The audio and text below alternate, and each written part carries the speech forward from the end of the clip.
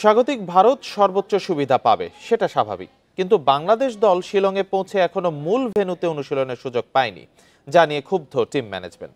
হামজার অন্তর্ভুক্তি এবার ভারত বাংলাদেশের দ্বৈরথে বাড়তি মাত্রা যোগ করেছে। লাল সবুজের সমর্থকদের প্রত্যাশা পূরণে সর্বোচ্চ দিতে মরুয়া তপু ইব্রাহিমরা। এই ঈদে জামা জুতো অ্যাক্সেসরিজের ডিসকাউন্ট।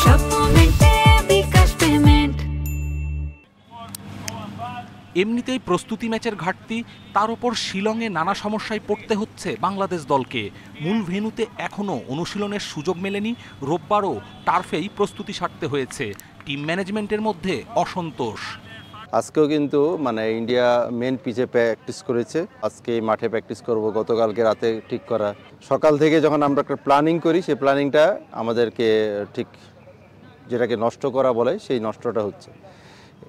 যাই হোক, ওভারঅল এগুলি আমরা আগে থেকে জানতাম এরকম হবে। হামজা চৌধুরীর অন্তর্ভুক্তি বাংলাদেশ দলের শক্তি বাড়িয়েছে।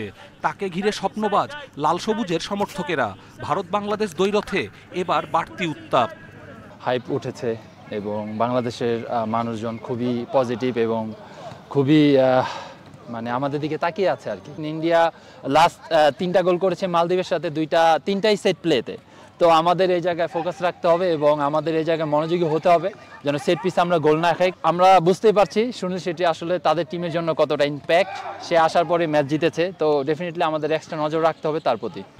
ম্যাচ খেলতে না পারায় কম্বিনেশন চূড়ান্ত হয়নি। আক্রমণ ভাগে আলামিন রাকিব, লেফট উইংয়ে ইমন ফয়সালের সঙ্গে মোহাম্মদ ইব্রাহিমের প্রতিযোগিতা। প্রায় 1.5 বছর পর জাতীয় দলে ফিরে ভারত মিশনে ইব্রাহিম সুযোগ পেলে সর্বোচ্চ দিয়ে অবদান রাখতে চান। ইন্ডিয়ার এই সল্টলেকের যেই ম্যাচটা হয়েছিল 19-এ, ওই ম্যাচেও ছিলাম, প্লাস এবারও দলের সাথে আছি। দেখা যাক, যদি আমার পার্সোনাল টার্গেট ওইবার গোল করতে পারি না, এবার চ্যালেঞ্জটা নিয়েই এত দূর পর্যন্ত আসা। সোমবার মূল ভেন্যুতে অনুশীলনের সুযোগ মিলবে। পরদিন সন্ধ্যায় ভারতের বিপক্ষে নামবে বাংলাদেশ।